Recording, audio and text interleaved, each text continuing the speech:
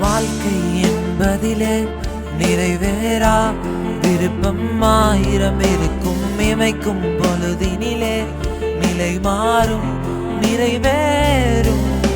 ராஜாவின் மடியில் விளையாடும் அழகு செல்ல பிள்ளை எல்லாம் சரியாகும். விளையாடு மகிழ்வோடு. காத்திருந்த நேரம் மாறி பூக்கும் நேரம் வரும். நீ பூத்து தாய்த்து கனி கொடுக்க வாழ்க்கை மாறிவிடும். உன்னை பார்த்து நகைத்த உறவுகள் எல்லாம் மீண்டும் கூட வரும்.